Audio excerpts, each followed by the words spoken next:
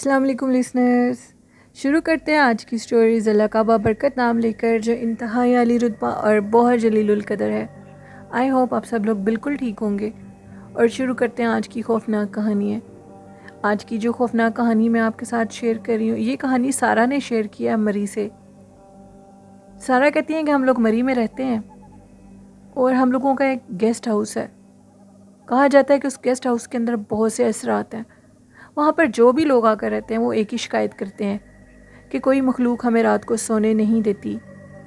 ایک دفعہ ایک فیملی اس گیسٹ ہاؤس میں آ کے رکی جو کہ کسی دوسرے شہر سے آئے ہوئے تھے۔ ان کے مطابق وہ رات کو سو رہے تھے اور کوئی اوپر سے بلینکٹ کو کھینچ لیتا ہے اور اٹھا کر بلینکٹ کو نیچے پھینک دیتا ہے۔ ساری رات وہ مخلوق یہی کام کرتی رہتی ہے، یعنی بار بار بلینکٹ کو ٹانگوں سے نیچے اتار دیتی ہے۔ پھر ایک دفعہ ادھر کچھ لوگ آ کر رکے تو ان کے مطابق ان کی بیٹی تھی جو کہ جس کو کوئی مخلوق رات کے ٹائم اس کے بازوں سے پکڑ کے اٹھا کر بٹھا دیتی تھی، اور جب انہوں نے اپنی آنکھوں سے اس چیز کو دیکھا، ان کے مطابق وہ لوگ اپنے روم کے اندر کھڑے کنگھی کر رہے تھے۔ تو کیا دیکھتے ہیں، اسی گیسٹ ہاؤس کے روم کے اندر جب وہ اپنے بالوں میں کنگھی کر رہے تھے تو وہ دیکھتے ہیں کہ ایک انتہائی لمبے قد کا شخص جس کی ہائٹ بہت لمبی ہے اور وہ ایک مرد ہے، اور وہ اس لڑکی کے بالکل پیچھے کھڑا ہوا تھا۔ اس نے اس کے آدھے کندھوں تک اس کو دیکھ لیا، لیکن اس کا جو سر تھا وہ چھت کو چھو رہا تھا، اس کی شکل نہیں دیکھ سکے وہ، اور وہ لڑکی چیخیں مارتی ہوئی وہاں سے بھاگ گئی۔ ہم لوگوں کا وہ جو گیسٹ ہاؤس ہے وہ آج تک ویران اور بند ہے، ادھر کوئی بھی نہیں جا سکتا کہ وہاں پر بہت سخت اسیب ہے، اور وہ اسیب کسی کو سونے نہیں دیتا۔ سب سے بڑی بات یہ ہے کہ اگر ہم لوگ اس گیسٹ ہاؤس کے اندر جائیں تو وہ مخلوق ہم لوگوں کے سامنے چند ہی سیکنڈ میں آتی ہے اور غائب ہو جاتی ہے۔ جیسے ہی اس گیسٹ ہاؤس کا دروازہ کھولا جاتا ہے تو واضح طور پر محسوس ہوتا ہے کہ کوئی بھاگ کر دوسرے کمرے کی طرف گیا ہے۔ چند سیکنڈ یہ کام رہتا ہے اور پھر اس کے بعد وہ ہمیں تنگ نہیں کرتے، لیکن باہر سے آئے ہوئے لوگوں کو وہ بہت زیادہ تنگ کرتے ہیں۔ ایک سٹوری تھی سارا کی جو انہوں نے مری سے شیئر کی۔ بڑھتے ہیں آج کی دوسری کہانی کی طرف۔ یہ کہانی جو میں آپ کے ساتھ شیئر کر رہی ہوں، میرے ایک لسنر ہیں جو کہ میری ریگولر سٹوری سنتے ہیں۔ ان کا نام پرشانت ہے، اور پرشانت کہتے ہیں کہ میں آپ کے ساتھ اپنی زندگی کے سچے خوفناک واقعات شیئر کرنا چاہتا ہوں۔ پرشانت کہتے ہیں کہ ایک دفعہ میں اپنے کزن کے ساتھ گاؤں میں گیا ہوا تھا، اور گاؤں میں واش روم نہیں ہوتے۔ حاجت کے لیے ہم لوگوں کو کھیتوں کی طرف ہی جانا پڑتا ہے۔ ہم 3 دوست تھے اور مختلف جگہوں پر جا کر ہم لوگ بیٹھ کے ابھی ہم لوگ باتیں ہی کر رہے تھے ایک دوسرے سے، تو ہم تینوں دوستوں کو اکٹھی حاجت محسوس ہوئی اور حاجت کے لیے ایک درخت کے نیچے چلے گئے۔ جب ہم لوگ اس درخت کے نیچے سے اٹھ کر واپس گئے تو ہمارا ایک کزن دور سے آ رہا تھا، اور وہ یہ کہہ رہا تھا کہ جس جگہ یعنی پرشانت بیٹھے ہیں وہ جگہ ٹھیک نہیں ہے، اب تم دعا کرو کہ تم بچ جاؤ۔ ایسا کیا کرنا ہوا کہ میرا پیٹ پکڑا گیا۔ مجھے یوں لگتا تھا کہ میرا پیٹ اندر سے ختم ہو جائے گا، میں کچھ کھا پی نہیں سکتا تھا۔ اس مخلوق نے مجھے اندر سے جکڑ لیا تھا، بہت جگہوں سے چیک کروایا لیکن کچھ بھی نہیں ہو رہا تھا۔ پھر مجھے ایک برہمن جی کے پاس لے کر جانا پڑا۔ اس برہمن نے مجھے چیک کیا اور میرے ماتھے پر کوئی چیز رکھی اور کہا کہ اب تم آنکھیں بند رکھو۔ میں نے اپنی آنکھیں بند رکھی اور اس کے بعد وہ مخلوق میرے جسم سے نکل گئی۔ اس مخلوق کو پرشانت کے مطابق کوئی برہمن ہی قید کر سکتا تھا، اور انہوں نے اس کو قید کر دیا۔ ابھی وہ مخلوق پورے طریقے سے میرے جسم کے اندر صلاحیت نہیں کر چکی تھی۔ اگر میں کچھ دیر اور دن ڈال دیتا اس کام میں تو شاید میں زندگی بھر کے لیے اپنی زندگی سے ہاتھ دھو بیٹھتا۔ بڑھتے ہیں پرشانت کی دوسری خوفناک کہانی کی طرف۔ پرشانت کہتے ہیں یہ بھی میری زندگی کے کچھ سچے خوفناک واقعات ہیں۔ وہ کہتے ہیں کہ میری جو پھوپھی جی تھی ان کی ڈیتھ ہو چکی تھی، ان کی دادی ماں کی ڈیتھ ہو چکی تھی، اور ان کی دادی ماں اپنی بیٹی یعنی پرشانت کی موسی کے ساتھ رہتی تھی۔ کہتے ہیں کہ دادو کی ڈیتھ کے بعد مجھے سارے گھر والوں نے یہ کہا کہ تم اب اپنی موسی کے ساتھ رہو، کیونکہ وہ بالکل اکیلی تھیں اور وہ ایک گاؤں میں رہتی تھیں اور وہ ایک گورنمنٹ ٹیچر تھی۔ مجھے سب نے کہا کہ تم ادھر ہی ایڈمیشن لے لینا، میں ان کے پاس چلا گیا. ادھر گیا تو میرا بہت زیادہ دل لگ گیا اور میرے بہت سے دوست بن گئے. میں وہاں پر بہت خوش تھا. پرشانت کہتے ہیں کہ وہاں پر میری جو لائف تھی وہ بالکل بدل گئی. میں کبھی کبھار گھر پیچھے ملنے کے لیے جاتا تھا. میں بہت زیادہ موسی جی کے ساتھ خوش تھا ہوتا.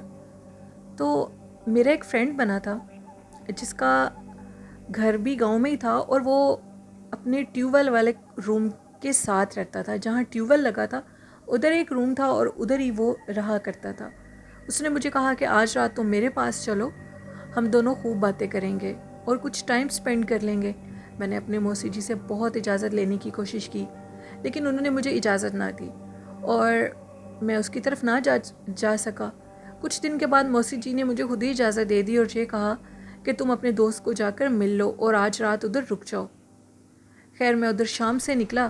شام کا ٹائم تھا جب میں نکلا. شدید ٹھنڈ کا موسم تھا. پرشانت کہتے ہیں کہ ادھر جو شہر ہوتے ہیں, ادھر قبرستان اور شمشان گھاٹ پراپر طور پر ان کو 4 دیواری کے اندر بنایا جاتا ہے, لیکن گاؤں میں ایسا سسٹم نہیں ہوتا. جہاں جگہ ملتی ہے, مطلب جو ایک جگہ بنی ہوئی ہوتی ہے اس کے ارد گرد نہ تو 4 دیواری ہوتی ہے, ادھر ہی وہ جلا دیتے ہیں یا جن کو دفنایا جاتا ہے اسی کسی جگہ پر ان کو دفنا دیا جاتا ہے. تو میں جا رہا تھا, ادھر راستے میں ایک شمشان گھاٹ بھی تھا جو کہ مجھے بالکل بھی اندازہ نہیں تھا.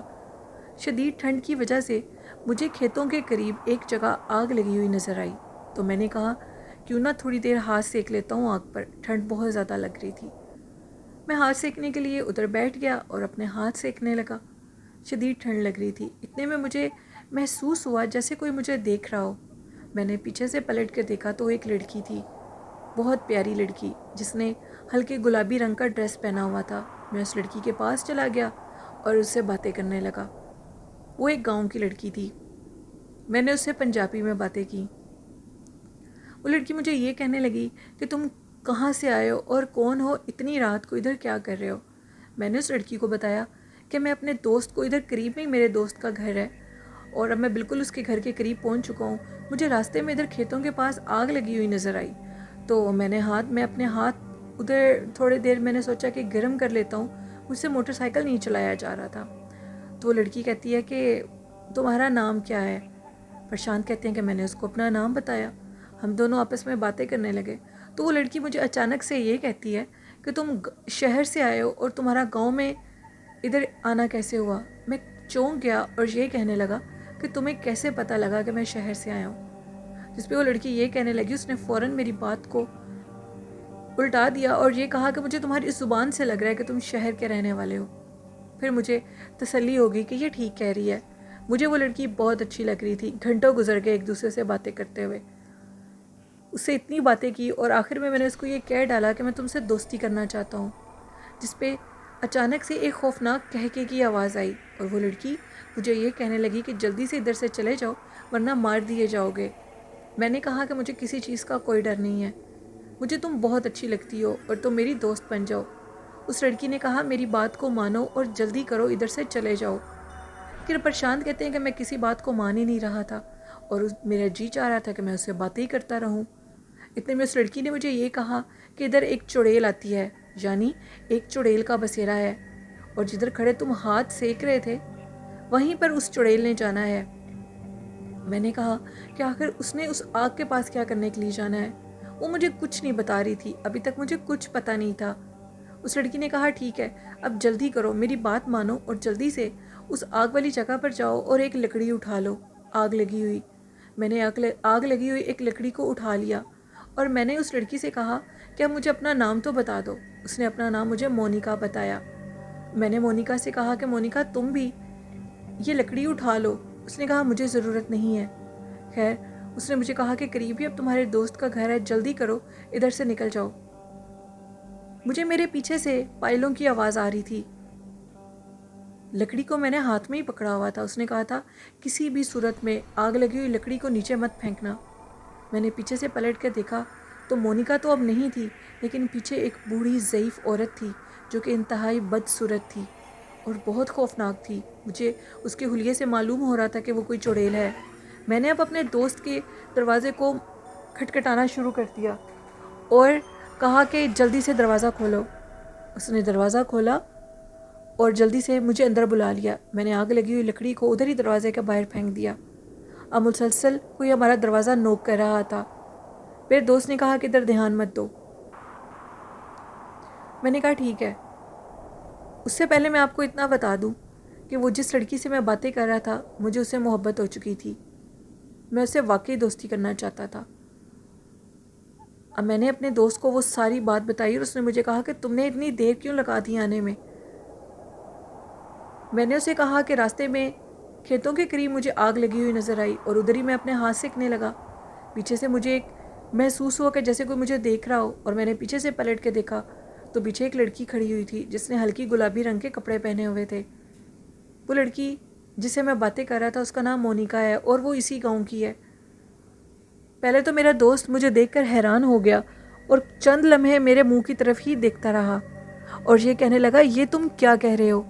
میں نے کہا میں بالکل سچ کہہ رہا ہوں، میں ابھی اس لڑکی سے باتیں کر رہا تھا، وہ مجھے دروازے تک چھوڑنے کے لیے آئی تھی۔ اتنے میں ہمارے پیچھے ایک خوفناک بڑھیا عورت لگ گئی جس پر اس نے مجھے کہا کہ یہ ایک چڑیل ہے اور جلدی کرو تم اندر چلے جاؤ، میں تمہارے پاس آ گیا۔ اس کے بعد کی جو سٹوری ہے وہ انتہائی خوفناک اور ہیبت ناک ہے۔ پرشانت کہتے ہیں کہ میرے دوست نے کہا کہ وہ جو بوڑھی عورت تم کہہ رہے تھے وہ ایک چڑیل ہے، اور جس لکڑیوں کے پاس کھڑے ہو کر تم ہاتھ سیک رہے تھے وہ ایک شمشان گھاٹ ہے، اور آج گاؤں میں کسی کی ڈیتھ ہوئی تھی۔ گاؤں میں کوئی جگہ مخصوص نہیں ہوتی، کوئی بھی جگہ ملے وہاں پر وہ چتا جلا دیتے ہیں، اور وہ جو چڑیل ہے وہ اسی چتا سے کوئی نہ کوئی انسانی ہڈی کو اٹھا کر لے جاتی ہے۔ اسی لیے وہ ہر روز اس جگہ پر یعنی شمشان گھاٹ والی جگہ پر گاؤں میں جدھر بھی اس چتا کو آگ لگائی جاتی ہے وہ وہاں پر پہنچ جاتی ہے۔ تم شکر کرو کہ تمہاری جان بچ گئی ہے۔ اور جس مونیکا سے تم باتیں کر رہے تھے اس لڑکی کی ڈیتھ ہوئے 10 سال بیت چکے ہیں۔ 10 سال پہلے وہ اپنے گھر کی چھت سے نیچے گر گئی تھی اور اس کی فوراً ہی ایٹ دی اسپاٹ ڈیتھ ہو گئی تھی۔ اس دن اس نے ہلکی گلابی رنگ کے ہی کپڑے پہنے ہوئے تھے۔ وہ آج تک اس کی آتما کو شانتی نہیں مل سکی۔ کہتے ہیں کہ اس کی روح ادھر ہی بھٹکتی رہتی ہے اور وہ اسی ہلکے گلابی رنگ کے کپڑوں میں لوگوں کو نظر آتی ہے۔ پرشانت کہتے ہیں کہ اس کے بعد کئی دفعہ میری مونیکا سے ملاقات ہو چکی تھی۔ ایک بابا جی آئے تھے جو کہ اغوری تھے اور انہوں نے مجھے کہا کہ اس کی آتما کو شانتی دینے کے لیے تم اس کو چھوڑ دو۔ انہوں نے مجھے بہت سمجھایا۔ میں مونیکا سے ملنے کے لیے اسی شمشان گھاٹ والی جگہ پر جایا کرتا تھا اور اس نے بھی مجھ سے دوستی کر لی تھی، لیکن پھر اس کے بعد ایک بابا جی نے مجھے سمجھایا اور انہوں نے کہا کہ اس کو اس کی دنیا میں جانے دو، اس کی آتما کو شانتی ملنے دو۔ پھر انہوں نے اس کی باقاعدہ طور پر چتا جلائی اور اس کی آتما کو شانتی دے دی۔ پرشانت کہتے ہیں کہ یہ میری زندگی کا سچا خوفناک واقعہ ہے۔ ان کے بازو کے اوپر آج تک مونیکا لکھا ہوا ہے۔ کہتے ہیں یہ خود بخود لکھا گیا تھا ان کے بازو کے اوپر۔ یہ ایک سٹوری تھی پرشانت کی جو میں نے لسنرز آپ کے ساتھ شیئر کی۔ شکریہ پرشانت اپنی سٹوری شیئر کرنے کے لیے۔ تو یہ تھی آج کی خوفناک کہانی ہے۔ لسنرز کیسی لگیں آپ کو؟ اپنا فیڈ بیک ضرور دیجیے گا اور میرے چینل کو زیادہ سے زیادہ سپورٹ کریں۔ آپ کی سپورٹ کی مجھے ضرورت ہے۔ چینل کو سبسکرائب، لائک اور شیئر کریں۔ اور آخر میں کہنا چاہوں گی قرآن پاک، نماز اور درود شریف کو اپنی زندگی کا حصہ بنا لیں تو ہر قسم کی مصیبت پریشانی سے بچ جائیں گے، اور اپنے والدین کی بہت خدمت کیا کریں اور ان سے دعائیں لیا کریں۔ اسی کے ساتھ اپنی ہوسٹ نیلم یاسین کو اجازت دیجیے۔ دعاؤں میں یاد رکھیے گا۔ اللہ حافظ۔